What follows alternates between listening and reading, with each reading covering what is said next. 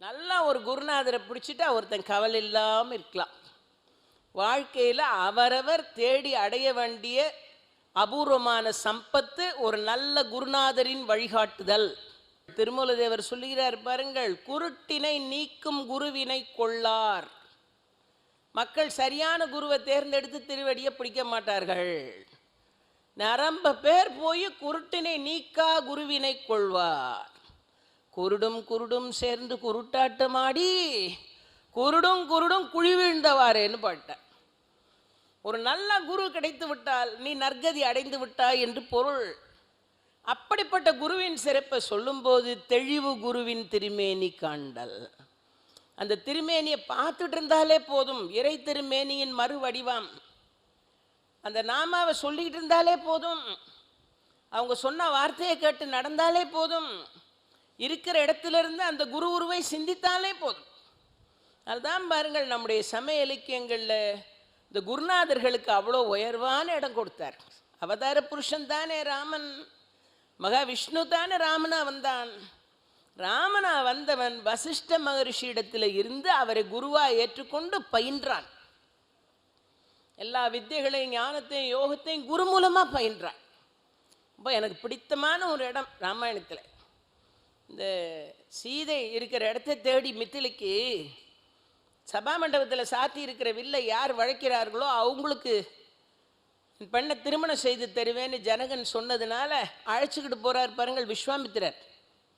இந்த part plate by Vishwamitra அதோட ராமாயணத்தில் முடிஞ்சிடும். அவரோட முக்கியமான வேலையை ராமருக்கும் சீதைக்கும் கல்யாணம் பண்ணி வைக்கார். நேராக ராமலக்ஷ்மணரை அழைச்சிக்கிட்டு மித்திலைக்கு போகிறார்.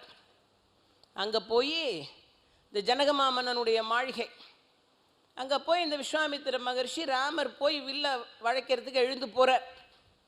எழுந்து போகும்போது ராமரை பற்றிய சிறப்புகளை விஸ்வாமித்திர மகர்ஷி எடுத்து சொல்கிறார். உங்கள் எல்லாருக்கும் நல்லா தெரியும், புராண கதைகளை படித்தீங்களான்னா விஸ்வாமித்திரருக்கும் வசிஷ்டருக்கும் ஆகாது. இவர் ஒன்று சொன்னால் அவர் வசிஷ்டர் சொன்னால் அது இல்லைம்பார். விஸ்வாமித்திரர் போட்டி போடுவார். இல்லை, அதுதானே ஹரிச்சந்திரனோட கதை. அவனை பொய்யன்னு நிரூபிக்கிறதுக்கு என்ன பாடுபட வேண்டிய நிலைமையில் இருந்தார் விஸ்வாமித்திரர். அப்படி ரெண்டு பேருக்கும் ஒருவருக்கு ஒருவர் பிடிக்காத ஒரு நிலைமை. அதுலேயும் விஸ்வாமித்திரர் வசிஷ்டரை பெருமையாக சொல்கிறதுங்கிறது நடக்காது. இந்த விஸ்வாமித்திரர் அழைச்சிக்கிட்டு போகிறார். அங்கே போய் அந்த ராஜசபையில் சாத்தி வைத்திருக்கிற இந்த வில்லை எடுத்து வளைக்கிறதுக்காக ராமர் போகும்போது ராமரை அறிமுகம் செய்கிற வேலையை செய்கிறார் விஸ்வாமித்திரர். முறைப்படி ராமரை யாருன்னு தெரியும், இருந்தாலும் முறைப்படி சொல்லணும். அப்போ அவர் சொன்னார், இந்த ராமர் தசரதனுடைய பிள்ளைங்கிறது ஒரு சம்பிரதாயம்தான். செரிகடல்கால் தசரதனுடைய குமாரன் என்பது ஒரு சம்பிரதாயம்தான். ஆனால் அந்த ராமனோட குணமெல்லாம் யார் குணம் தெரியுமா? உபநயன விதி முடித்து மறை ஓதுவித்து இவனை வளர்த்தானும் வசிட்டனேகான்னு சொன்னவர் விஸ்வாமித்திரர். எல்லாம் சொல்லி கொடுத்து இந்த ராமரை வளர்த்தவர் வசிஷ்டர். அதனால வசிஷ்டருடைய குணம்தான் ராமருக்கு இருக்கு அப்படின்னு சொன்னவர் விஸ்வாமித்திரர். இதை நினச்சி பார்த்தா நமக்கு எவ்வளோ ஆச்சரியமாக இருக்கிறது பாருங்கள். பரம்பொருளின் வடிவமாக இருக்கிற ராமனே ஒரு குருநாதர் திருவடியில் இருந்துதான் கற்றார் அப்படின்னு படிக்கிறோம். அதுபோலத்தான் கிருஷ்ண பகவான் சாந்திபினி முனிவர்னு ஒரு மகரிஷி, அவரோட ஆசிரமத்தில் இருந்து தான் குருகுல வாசம் பண்ணி படித்தார். சிஷ்யர்களுக்கு எவ்வளோ மகிமை இருக்கார். கோவிந்தபாதர் அப்படின்னு சொல்லி ஆதிசங்கர பகவத்பாதருடைய குருநாதர் கோவிந்தபாதர். அவனோட குருநாதர் கௌடபாதர், குருவுக்கும் குருவாக இருந்தவர். ரெண்டு பேரும் கங்கையில் நீராடிட்டு வெளியே வருகிறார்கள்.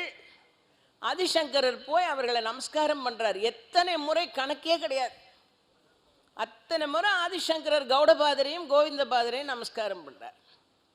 ஆதிசங்கர பகவத்பாதர் சொல்லுகிறார், இந்த குரு இருக்கிறாரே அவர் ஸ்பர்சவேதியை போல பித்தளை மாதிரி இருக்கிற சாதாரண லோகங்களையும் தங்கமாக மாற்றுகிற ஆற்றல் உடையவர்கள்.